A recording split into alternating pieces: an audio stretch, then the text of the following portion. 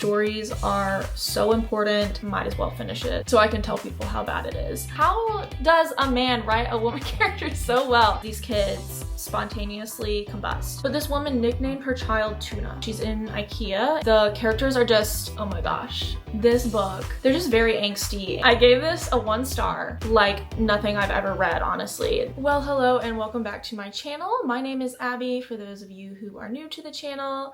I am a Disney World annual pass holder, so I go to Disney a lot and do a lot of Disney vlogs, but I also am a lifelong reader. So I wanted to start sharing some of the books I'm reading, just some more bookish content. It's just something that I'm super passionate about. I love the bookish community. I love just chatting about books, but I wanted to start sharing the books that I'm reading either monthly or bi-monthly. This one is monthly or bi-monthly just because I didn't read all that much, and I'll tell you why in just a little while. If you guys hear Zuko in the background, I do apologize. Every time I start recording, he is like so confused about what's going on. So either he's like walking around pacing, or he like starts chewing on one of his bones, and it's always like so loud. Yeah, he's just laying on the couch chilling, and then all of a sudden he's like up and about, but anyways, if you hear him, I do apologize. But yeah, this is going to be what I read in the months of June and July. So yeah, I'm really excited to get into it. I have a cold brew here in the cutest little glass that I got from TJ Maxx. Yeah, grab a drink and we will chat books together. So we will start with fiction and I'll move on to nonfiction after that. So the book that took up the most of my time the last couple months was Oathbringer by Brandon Sanderson. And this book is the third in the Stormlight Archives series by Brandon Sanderson. So if you're not familiar with this series, it is, first of all, this is the thickest book that I've read in a very long time. But this is the thickest that I've read so far in the series. But The Way of Kings, which they're actually right here, I don't know if you can see them, but the first one is The Way of Kings, the second one is Words of Radiance, and then Oathbringer is the third one. So I finished this one in July, and I think this might have been my favorite so far in the series. It was so good. So I'll try to summarize a little bit of what the series is kind of about. I think what's so amazing about this series is that everything is just so believable. The world building, the magical system, the characters, what motivates them, their stories, their backstories. It all just feels so real. It's so well done. It's so complex. The women characters in this are so well done, which can be so hit or miss with like fantasy, sci-fi male authors, is sometimes they just don't know how to write women. And I don't know how does a man write a woman character so well? Like multiple women characters, like so well. The characters are just some of my favorite characters I've ever read about in my life. I feel like they're my friends. I'm invested in them, so invested in them and their stories. So the first book in this series is a lot of world building and getting to know the characters. There's a lot of dynamics of the war that's going on in this book, or in this series. There's a lot of politics, there's a lot of cultural issues, racial issues going on, religion, just like our world, obviously, but it's so well done and so complex. So while there's a lot of slower moments in these books, it's all for a purpose. I'm actually really against long books, a lot of words, if they're not really purposeful, and I really do feel like everything in this series has been for a good purpose and has meant something for the story, for the characters, for understanding the world. And even with all of that world building, maybe the slower parts in this book, the climactic scenes that Brandon Sanderson writes are like nothing I've ever read, honestly. They're so good. But if you are searching for the feeling of reading a thick fantasy book like you did as a girl growing up, this is the series for you. So I highly recommend this one. The first book is The Way of Kings, and then this is the third one. And this was actually my favorite of the series. So this definitely took up most of my time the past couple months, but so well worth it. The next fiction book that I read is called Tilt by Pattee. I hope that's how you pronounce her name. So this I heard about on the podcast that I listen to every week called From the Front Porch. It's a bookish podcast. I love the host of that podcast, Annie B. Jones. I feel like we would be friends in real life. But this was her top book of this year so far. So this is a debut novel, and it follows our main character. She is a woman who is 9 months pregnant, and she is basically, we start out, she's in IKEA, and she is shopping for a baby crib. So basically what transpires is a huge earthquake, and it takes place in Portland, Oregon, and from my understanding that is a location that it's highly expected that there would be an earthquake there. That's my understanding. I don't fully understand it. I looked it up and was like, I did not realize this. It's like over tectonic plates maybe, I'm not really sure. Don't quote me on that. But basically they're in Portland, Oregon, and while she's in IKEA, a huge earthquake takes place, and it's basically about her trying to make it across town to find her spouse. It also has a lot of flashbacks to when she lost her mother and kind of some grief going on there, and meeting her spouse and getting pregnant and dealing with pregnancy. And a lot of this is about kind of her negative experience of pregnancy. It's like really complicated because she kind of has like a little bit of kind of some darker thoughts surrounding like pregnancy and being a mother, which I actually think is really needed, and I really appreciate that representation, because I think that a lot of women have a lot of dark thoughts about pregnancy, or just complicated thoughts about pregnancy and motherhood, and I think that this was actually a really interesting take. Obviously it's a very apocalyptic setting, so that was really interesting, and I thought it was really well done. And yeah, I really enjoyed this. I think I gave it a 4 stars out of 5. By the way, I definitely gave Oathbringer a 5 out of 5. That was like a clear 5 out of 5. This one I gave, I think, a 4 out of 5 stars, and I really enjoyed it, honestly. I don't think it's for everyone. I think if you don't really feel open to that concept of like darker thoughts around pregnancy and motherhood, that might not be for you, and I totally understand that. But I thought it was really interesting, and I do find myself thinking about it and thinking, you know, was this main character, did she really want to be a mother? Was it just the pregnancy, and how often as women we aren't getting the help that we need, just the trauma that our bodies go through in pregnancy and birth. So it's just very, very interesting, honestly, and I really enjoy that it's making me think more about it even after I've read it. So I feel like that's a marker of a good book. So I recommend this one. So I listened to quite a few fiction audiobooks these last couple months, a lot more than I normally do. And the first one is I Who Have Never Known Men. So this is a classic apocalyptic novel. I really thought the audiobook narration was really, really good. I enjoyed it. I didn't love this book. I thought it was good, but it didn't blow me away. Obviously, the concept of a world in which there are no men left, there's only women, is very interesting. And when I was reading reviews for this book, I was like, oh, that's really interesting. I never thought of it in that way, how, I guess, revolutionary that is, that concept. But for me, I didn't really connect to the story. I definitely didn't connect to the narrator. I definitely felt like I was kept a little bit at arm's length. And I think that maybe that's part of who the narrator is, because she's grown up in this apocalyptic setting. So I understand that, but I still just didn't really enjoy the book all that much. I thought it was well done. It was good writing. I feel like in the past year or so, I've read quite a few apocalyptic novels. One being The Road by Cormac McCarthy, and another being The Parable of the Sower by Octavia Butler. And I enjoyed both of those more than I did this one. So again, it was good, and I think a lot of people really loved the book, but it wasn't for me. It just didn't resonate as much as other apocalyptic novels maybe did. And I gave that one 3 stars out of 5 stars. So, and then the next book that I read was The Crash by Freida McFadden. Oh my gosh, this book was so horrible. It was so horrible. And I'm not a Freida McFadden hater whatsoever.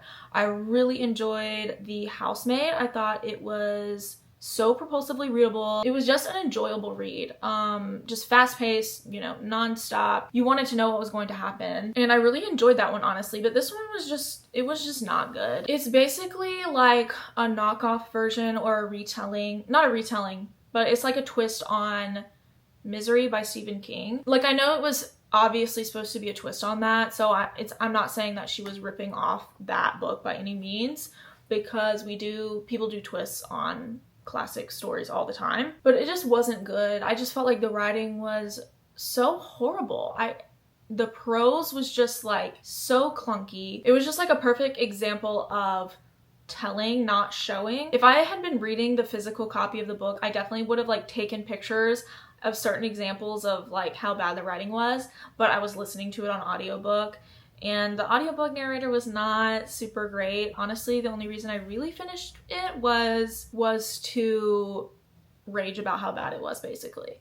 And normally I don't do that. Normally I will put something down if I don't like it, but it was one of those situations where I needed something to listen to, and so I was just like, might as well finish it so I can tell people how bad it is. And this is one of those books where it's like, it's drug out for no reason. There's nothing really, you're not adding anything to the story by making it's not even a long book, but it was just way too long anyways. And also, the biggest pet peeve in this book was that this is another book about a pregnant woman. Weird. But this woman nicknamed her child Tuna. Tuna. She literally calls her child Tuna because she had cravings for tuna during her pregnancy. I am so confused.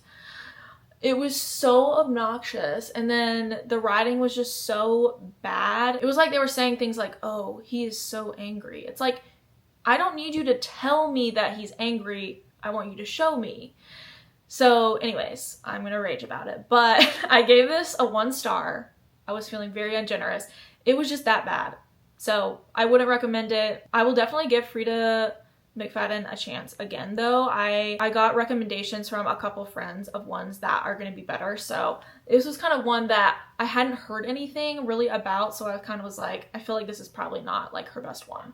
So anyways. And then the next fiction audiobook that I listened to was Nothing to See Here by Kevin Wilson.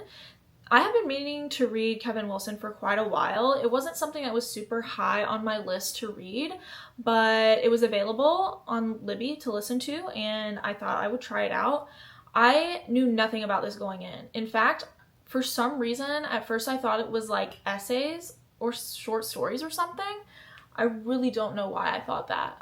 Maybe I got it mixed up with another book, but I really enjoyed this book. So the premise is super random. It's basically about this woman who, she had a best friend growing up, and they went to like this nice school, and they basically both got into trouble. And basically her friend is super rich, and her friend's dad pays off her mom so that she takes the fall for her friend. So her friend is able to stay at the school and is not expelled, and she is expelled from the school. Basically, it's this dynamic of like poor friend and like rich best friend kind of thing. So that happens when they're in school, and now they're adults, and her best friend is married to this rich politician. Since that time, they haven't really talked. The main character basically kind of has this like obsession with her best friend. So basically, the main character's best friend ends up calling her and asking her to basically be the nanny to her husband's previous wife's kids.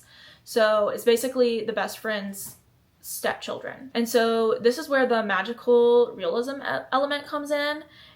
So basically these kids, they kind of have tried to keep them under wraps. They don't want them in the public eye with the politics and everything, because these kids spontaneously combust. Basically they burst into flames.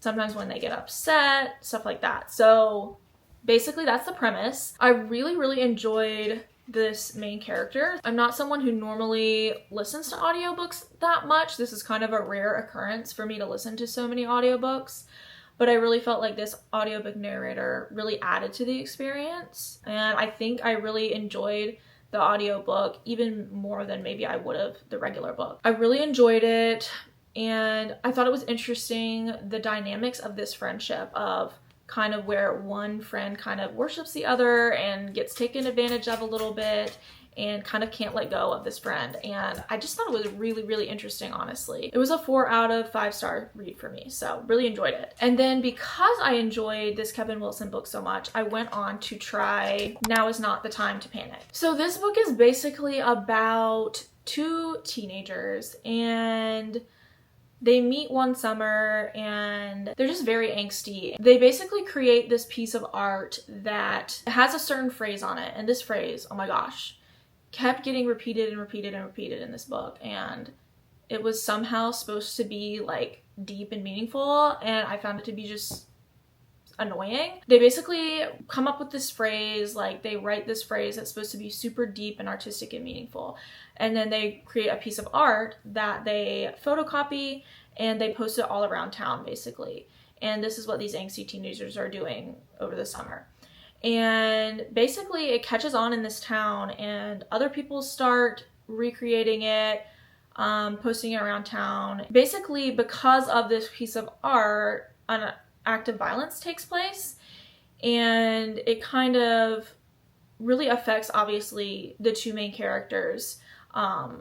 Is a boy and a girl. I don't know if I mentioned that, but basically it really affects them. Obviously they're really shaken by it, and it kind of causes this huge rift and separation between them that's like very dramatic, and it was just very, very angsty. I couldn't handle it. I was trying to be open because I was open to whether when they were adults that this was resolved in some kind of way, or that the adult main character kind of redeems it in a way. But the main character, even as an adult, just still felt really angsty to me. And I looked up a little bit about it, and I think that Kevin Wilson does have something with this phrase that they use for this piece of art. And so it was like the main character is still like fixated on this phrase and on this time period of her life, like this month or 2 or whatever, with this guy, and like she's married now with kids, and she's still kind of like fixated on it and like feels guilty for creating this piece of art. But yeah, she's still fixated on this phrase, and I found out that Kevin Wilson like finds some meaning in this phrase, so I think that's why. But anyways, it was just really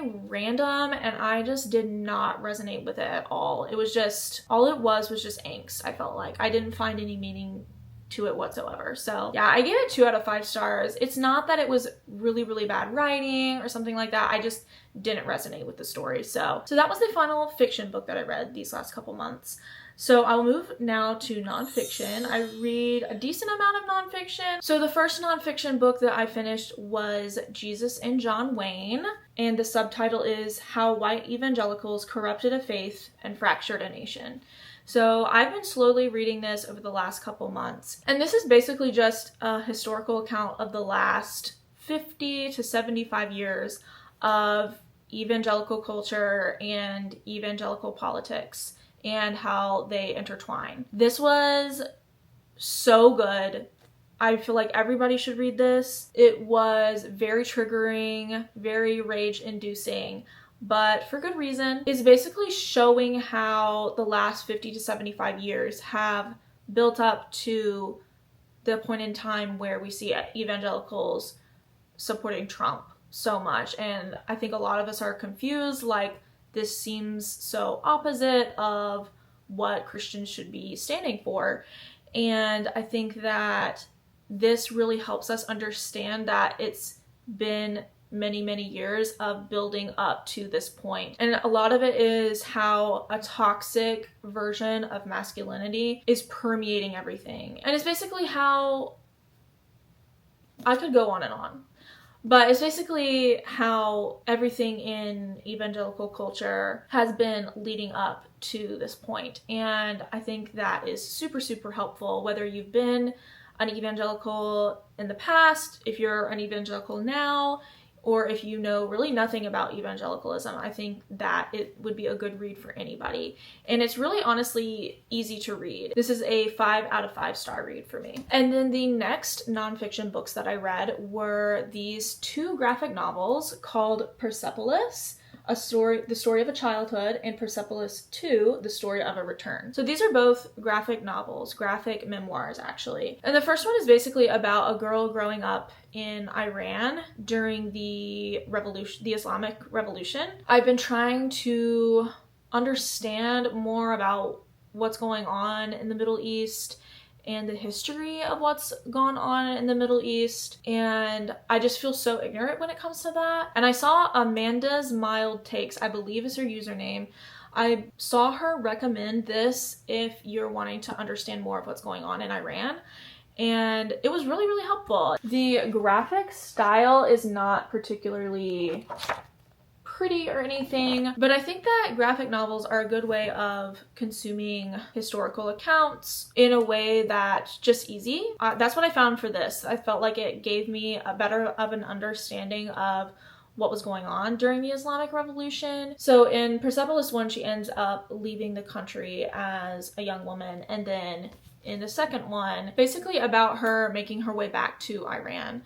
After living in, I think, Austria for some time. But it's just an interesting account of the fundamentalism in Iran. It's just something that I'm just so unfamiliar with. This helps me kind of get a better picture of what it might have been like for a girl during that time period. Educating ourselves doesn't always have to be reading a thick history book or something like that. I think this is a really palatable way of doing it. So I don't rate memoirs because I don't rate people's personal experiences. I recommend this. I think it is really helpful and interesting and well done. And then I listened to a couple nonfiction audiobooks these last couple months. The first one is called I've Got Questions, The Spiritual Practice of Having It Out with God. And this one is by Erin Hicks Moon. This book is basically what it sounds like. It's about asking questions of God, and I think that that's something that I'm very passionate about. I've listened to a few books that are similar to this.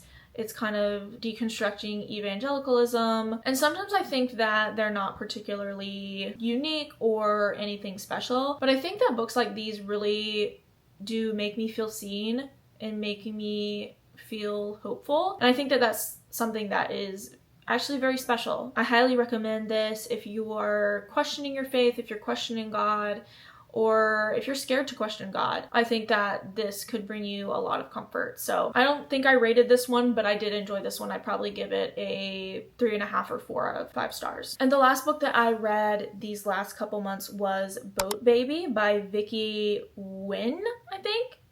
I'm not sure exactly how to pronounce that, but I'm pretty sure it's something similar to that. So, and this is a memoir. She's an NBC News anchor, and she did investigative journalism for a long time. So this is about her parents and her immigrating from Vietnam to the United States. So it's a little bit about that, a little bit about growing up as an immigrant, and it's about her journey as well as an investigative journalist, eventually getting on the news, being Asian American, having to negotiate her salary, and just kind of her experience there. But it was really good. I enjoyed her narration as well. I thought it was really good. And again, I don't rate memoirs, but I did enjoy this one, and I think it's definitely worth listening to. I think it could enrich your experience listening to the audiobook since it is the author narrating. So yeah, so those are the books that I read in June and July. Let me know if you have read any of these or if any of these look interesting to you. And I would love to know what your favorite book has been in the last couple months. I'm always looking for new books to add to my list, so I would love if you would share any book recommendations that you have, and let me know how you guys liked this video. This is a new type of video for me, but I really want to start sharing more about books because it's one of my favorite things in the world. I think that stories are so important, and I think that reading teaches empathy, and I think that empathy is something we desperately need in this world right now. I think it can be educational, it can be entertaining, it's so many things. And yeah, please let me know how you guys enjoyed this video. I would love to know if you have any book related content you would like to see. I would love to do a fall or spooky season TBR. I think that would be really fun.